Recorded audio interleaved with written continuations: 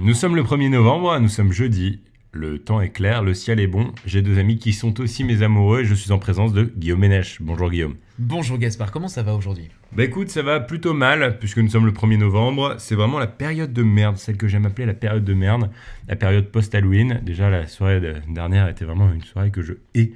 Ayant habité 15 ans dans le Nord-Pas-de-Calais, je peux te dire que Halloween me fout les boules, mais vraiment tu vois, vraiment le... Tout de suite, le Nord-Pas-de-Calais. Comment tu renies tes origines? Je renie pas mes origines. J'adore le Nord-Pas-de-Calais, particulièrement à Mentières.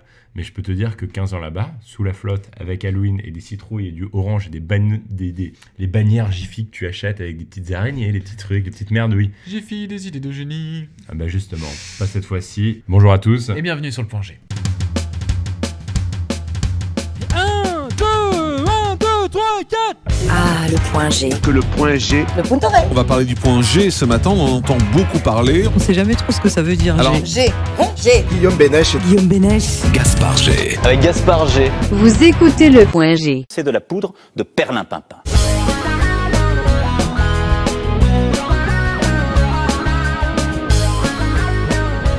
Tout de suite, c'est le tour de l'info. Pour commencer, Guillaume Ménèche.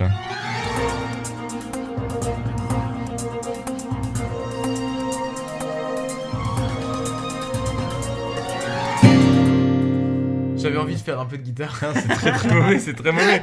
Surtout pour parler d'un sujet aussi sérieux, à savoir la cigarette, Guillaume.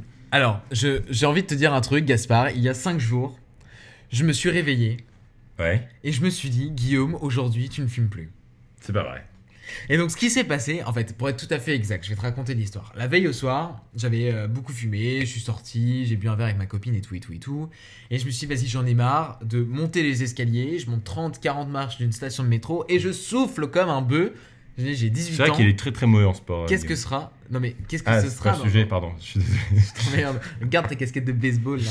Qu'est-ce que ce sera dans 20 ans? Genre, si je continue à fumer, genre, je pourrais plus respirer, c'est pas possible.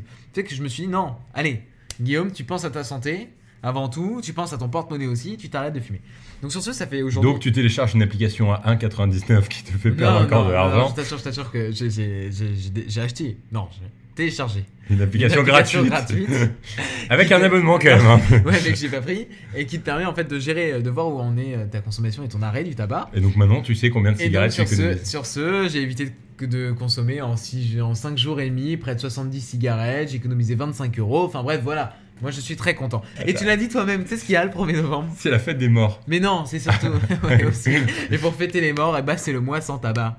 Ah, c'est le mois sans tabac? C'est le mois sans tabac qui commence aujourd'hui en J'allais te France. proposer une autre thématique, mais vas-y sur le mois sans tabac. Mois sans tabac, et il se trouve que aujourd'hui, il y a une petite étude qui est sortie pour dire qu'en France, tout le monde fume moins depuis la sortie du paquet neutre, la hausse des prix, etc., sauf les femmes de 45 à 64 ans qui continuent de fumer.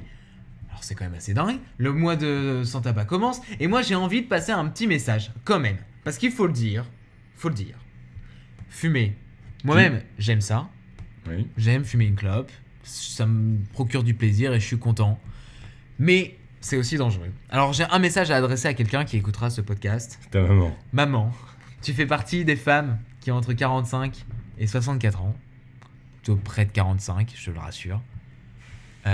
Écoute, profites-en. Arrête ce mois-ci. Lance-toi. Fais comme ton fils. Pense à moi. Allons-y. Allez. Stop le tabac. C'est ça ta news? C'est vraiment un message perso à ta mère que tu aurais pu envoyer en texto? Oui, parce que j'avais envie de le faire publiquement. Parce que je l'ai fait et je me dis que ma maman Le peut côté faire pression sociale, tout ça. aussi. C'est ça, exactement. C'est ta maman justement. Non. Moi j'allais vous proposer une autre thématique pour le mois de novembre. Et si ce mois de novembre était le mois de la moustache? Ils ont le...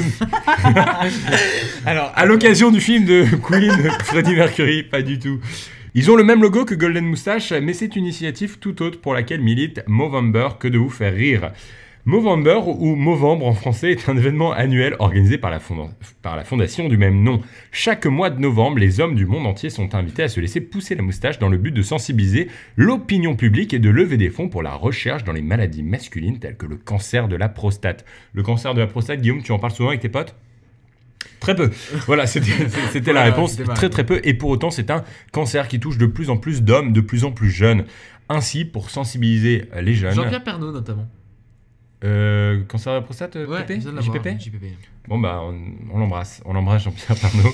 Le nom vient de la contraction de mots, abréviation de moustache en anglais australien, et de novembre en français. Depuis 2003, c'est cette fondation australienne qui relève le pari de changer le visage de la santé au masculin. Parce que pour de vrai, Movember, c'est une initiative que moi j'essaye personnellement de mener depuis 4 ans. Tu te laisses la moustache ? Ça fait 4 ans que j'essaye de le faire. C'est hyper... par contre, tu vois, on tacle le Nord-Pas-de-Calais, c'est hyper populaire à Lille. Mais moi je voulais une moustache.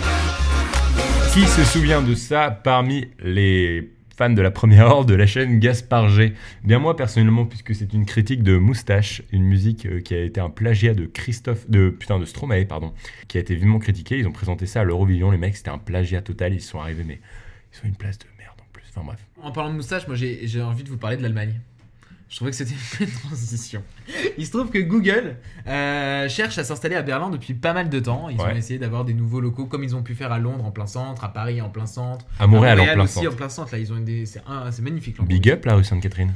Et il se trouve qu'ils cherchent à s'installer à Berlin en plein centre, avoir un énorme open space, 300 mètres carrés, avec plein de trucs et tout. Sauf que la ville de Berlin et les politiques bloquent depuis des années leur installation en plein centre-ville et ils n'arrivent pas à trouver des bons locaux. Et finalement, il y a un politique qui a proposé à Google les anciens bureaux, l'ancien QG de la Stasi, donc qui était la police, il faut le dire, la police d'État de la RDA. Donc l'Allemagne de l'Est, donc l'Allemagne communiste. Et donc c'est un vieux bâtiment, mais horrible, austère, mais c'est super moche, vraiment dans le style Coco, mais jusqu'au bout. C'est atroce, ça donne tellement pas envie. Et il se trouve que même les touristes ne se rendent pas par là, tellement ça fait peur et c'est angoissant. Et donc Google, à mon avis, ne s'installera pas là-bas. En fait, c'est une non-information que tu veux nous foutre. Mais non, je trouvais ça intéressant. C'est-à-dire que Google cherche un endroit... Bah oui, ils cherchent à s'installer là-bas, sauf qu'ils leur proposent les logos de la Stasi. C'est comme si, moi, je sais pas, je te proposais les logos de... Bref, vous l'aurez compris. Deuxième info. Oh là, t'as peu de culture montréalaise, mon pauvre. Tu aurais pu dire les locaux de l'ancien PQ, l'ancien parti québécois. Ouais, aussi, je te proposais les locaux de Pornhub, tu vois, tu t'en foutrais un peu. Moins marrant cette fois-ci, mais on parle encore un petit peu de police. La nuit de mercredi à jeudi a été marquée par des incidents dans plusieurs villes de France, notamment à Lyon et dans l'Essonne. La fête, ce n'est pas la casse, les policiers ne sont pas des cibles, s'est indigné le ministre de l'Intérieur, notre ami Christophe Castaner, qui a annoncé avoir déployé 15 000 membres des forces de l'ordre. À l'occasion de la fête d'Halloween, en effet, de nombreux incidents ont émaillé la soirée de mercredi à jeudi dans plusieurs villes de France, Lyon, Rennes, Nantes, Metz, Toulouse, Étampes. La fête, ce n'est pas la casse, répète Castaner sur Twitter. En fin de matinée, nous ne laisserons rien passer. Je salue et soutiens nos forces de sécurité et secours qui a été mobilisées cette nuit pour notre sécurité. Encore une fois, Halloween, c'est de la merde. Oh, c'est un peu réac. Oh, c'est ultra réac. Moi, je suis pas d'accord avec toi. Moi, j'ai passé une très bonne soirée d'Halloween hier soir avec ma copine. Justement, on va y venir.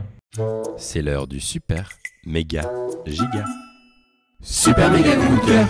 Un point G express cette fois-ci, on dépote, je vous parlais d'Halloween, eh ben je vais continuer de vous en parler. Arrêtez de vous déguiser pour Halloween, non mais putain sérieusement, tous les mecs pour lesquels j'avais du respect se sont déguisés pour Halloween. Zuckerberg était en squelette, Trudeau était en costume de Sherlock oversizé, même notre ami Hugo Décrypte a enfilé un costume de Monsieur Indestructible trop grand pour lui.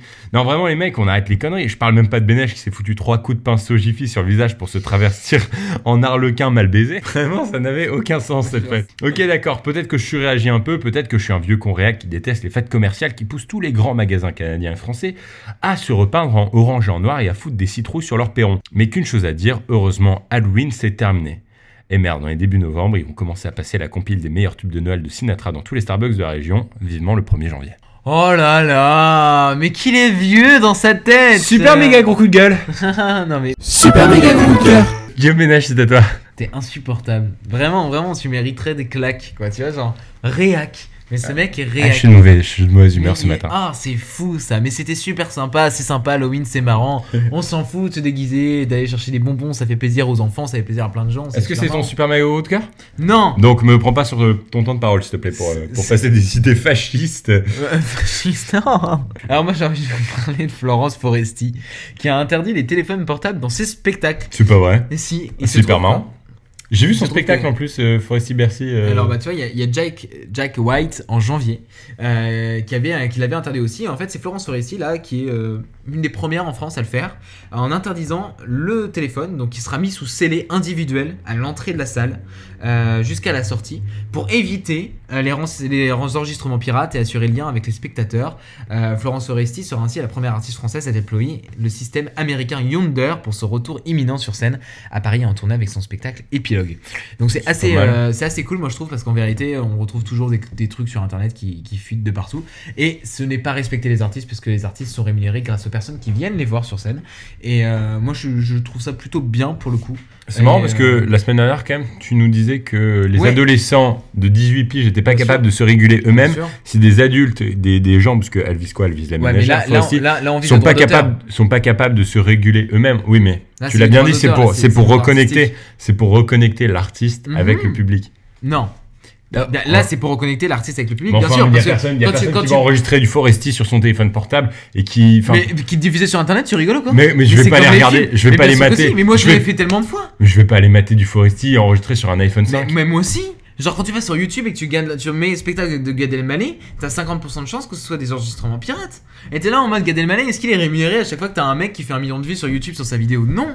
Et c'est pas normal, alors que c'est ses droits d'auteur, c'est lui qui l'a écrit, ou du moins il a participé à l'écriture, c'est lui qui le joue, c'est son spectacle. Quand t'es au lycée, tu vois, on revient sur le sujet vite fait, mais quand t'es au lycée, t'as pas de droit d'auteur, tu payes personne. Je veux dire, le prof il est payé par l'État, ça s'arrête là. Là, on parle d'un artiste qui est rémunéré par le nombre de personnes qui viennent les voir. Donc à partir de ce moment-là, moi je suis convaincu que c'est plutôt une bonne solution, et que ça permet justement de garder l'esprit du droit d'auteur et de faire en sorte que l'artiste continue à faire ce qu'il aime.